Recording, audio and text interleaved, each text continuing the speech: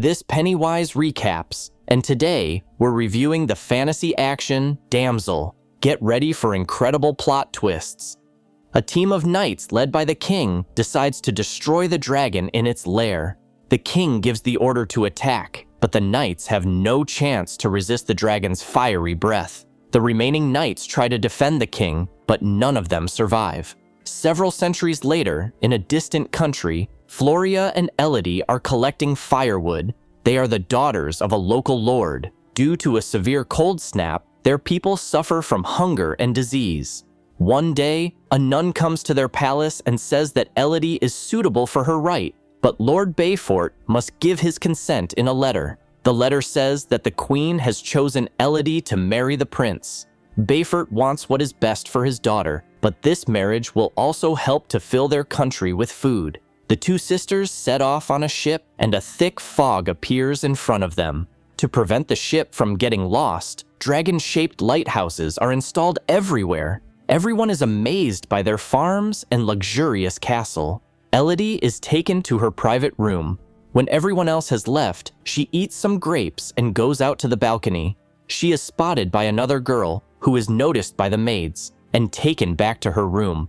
Late at night, Elodie goes out onto the balcony. In the distance, she sees a passage to a cave lit by a torch. A new day is dawning. Queen Isabel meets Elodie and shows her Prince Henry. Walking around the castle, Henry and Elodie find a common language, and she even manages to get the prince to take some horses and ride around the neighborhood.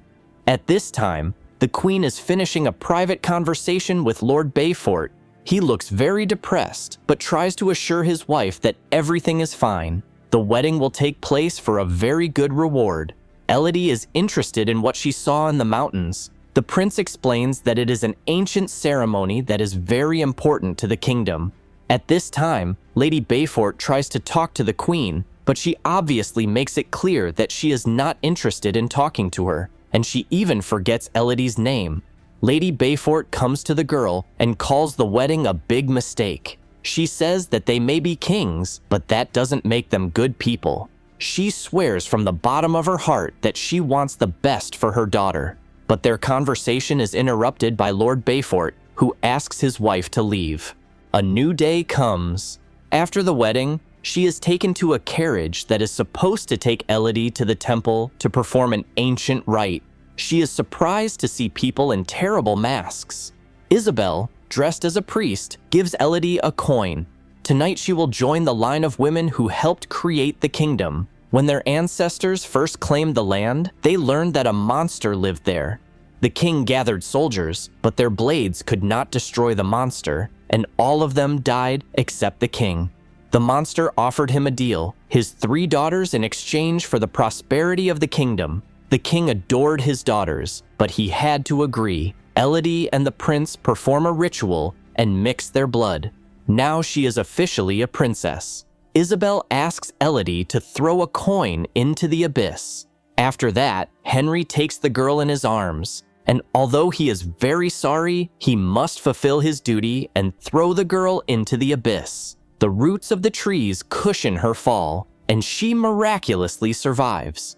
While crying for help, a dragon notices her. Elodie tries to get out of the trap, but she is unable to do so. Objects belonging to other victims are scattered at the bottom of the abyss. Firebirds fly out of the cave.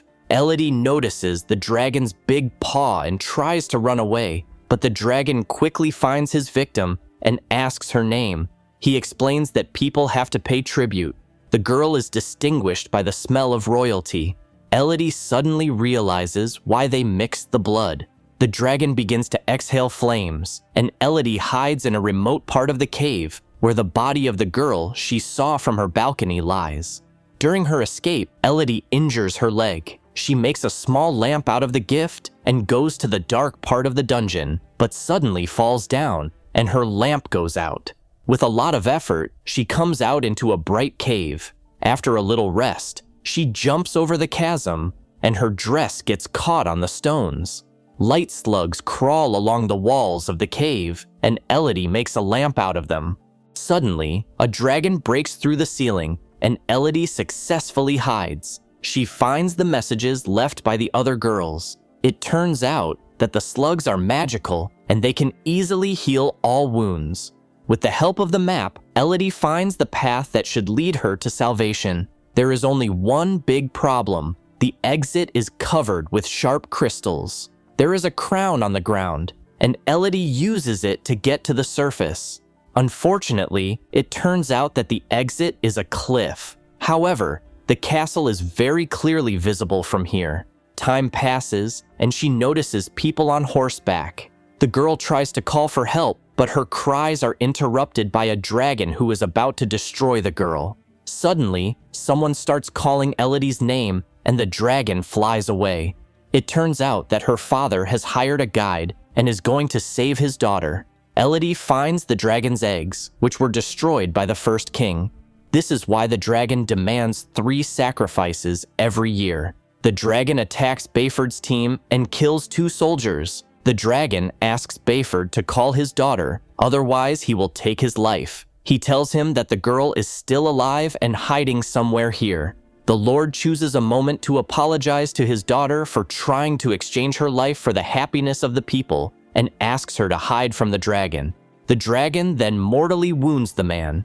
When the dragon flies away, Elodie approaches her father and he explains to his daughter about the place where he left the ropes. She has a chance to be saved.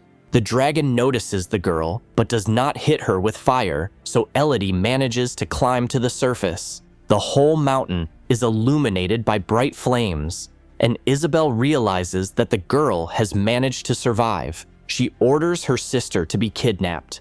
A new day comes, and the mother manages to find Elodie. She learns that her sister has been taken away and promises to save Floria. The prince tries to come to the girl's defense, but Isabel calls him a weakling and mixes the blood herself. When Elodie arrives at the temple, all the people have disappeared. Hearing her sister's screams, she throws down the rope and climbs down, but the dragon has already captured its victim. This time, she easily jumps over the cliff. Elodie studies the map and finds out where the dragon's lair is. She takes the magical creatures and smears them on her skin to remove the human odor. Elodie makes a rope out of her hair to hold her helmet filled with coals. When all the ashes are poured out, the armor falls and attracts the attention of the dragon. Elodie uses this moment to wake up her sister. However, the dragon quickly realized that he was deceived. Elodie decides to tell the truth about the royal family's ritual and that they have been passing off other people's girls as the king's daughters all along. But the dragon does not believe her and breathes fire at Elodie. She falls into the lake and puts out the flames. The battle begins. Elodie pierces the dragon's eyes and paw. She notices a stream of air, and when she comes close to the girl, the dragon exhales flames that fly back to the dragon. The monster can no longer move, and Elodie shows him the wound that connects her and the king with the same blood. All this time, the dragon has been killing innocent people, just like the first king. But the dragon still has a chance for revenge. Elodie heals the dragon with the help of magic slugs. Today, another wedding is taking place in the castle, and Elodie becomes an uninvited guest. She asks the bride to run away.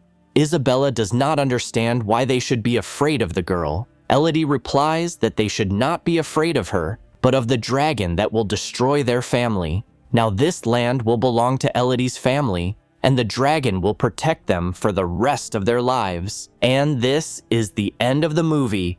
Thank you for being with us. Subscribe to the channel, like us, and be sure to click on the bell to stay up to date with our new videos.